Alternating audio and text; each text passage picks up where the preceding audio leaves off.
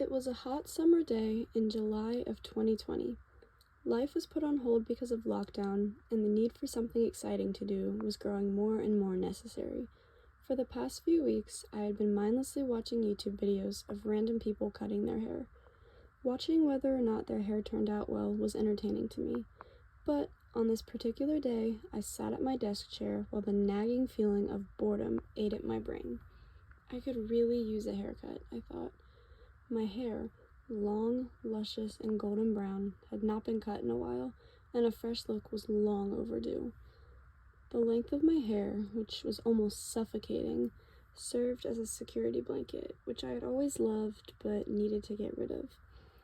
Looking for inspiration pictures on Pinterest was fun, but all the hair salons were closed, and I knew better than to get too excited. Feeling discouraged, I trudged into the bathroom that my brothers and I shared to take a shower. The smell of fresh cleaning supplies filled the air and made its way up to my nose. I wonder if there are any scissors in here. My curious eyes scanned the room, and, to my surprise, there it was. The black kit that my dad had used to cut my brother's hair when we were little was sitting right there, practically inviting me to open it. I opened up the black case and pulled out the tools, which were covered in a shiny, unidentifiable oil. The smell of old hair and impulsive decisions filled the air. I took out the hair clips and the scissors, but I put the clippers away. I would not be needing those. I balanced my phone camera against the mirror, just like those YouTubers, and began to tie my hair into two low ponytails on either side of my head. I'm not actually gonna cut my hair, though. A flash of impulse came about me. Feeling brave, I brought the scissors up above the first hair tie and began to cut just a little bit at a time. And then I cut a little more. And then a little more. I watched as the long pieces of my beautiful hair fell slowly to the floor. By now, it was too late to go back. I had cut a whole foot off the right side of my head. Excitement, terror, and regret filled my mind. I marched over to my twin brother's room to show him first. I had the ponytail of hair in my left hand and the scissors in my right hand. The left side ponytail still on my head, hanging on for dear life. I opened the door beaming. His eyes widened in shock as he saw what I had done.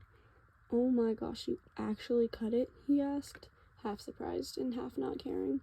"Yeah, I did it," I replied. He followed me back to the bathroom and watched as I cut the other half of my hair off. The feeling of excitement and an ounce of regret was highly present as I quickly chopped off the other side of my hair and completed my new look. It was not until years later, looking back at pictures, that I realized how lopsided my haircut was. I ran downstairs, regret and shock filling my body as I went to show my mom my new look. She was hysterical. She laughed and called for my dad to come look. My little shy self had never even dreamed of doing something so impulsive like chopping a foot of my hair off. So my parents were happy and surprised, in a good way. Finally, I trekked back upstairs to take that shower that I originally intended on taking. By the end of the night, any ounce of regret melted away, and I was excited for all the new hairstyle possibilities. I do not regret cutting my hair. After all, it was on my bucket list. When I look back at photos, however, I only slightly regret my technique. But the feeling of a brand new look and the freedom of literal weight off my shoulders was amazing.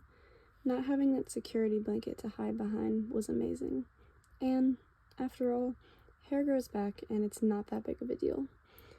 I realized that day just how important it is to do little things in life, even if they are slightly impulsive, just for a bit of excitement and to keep life entertaining.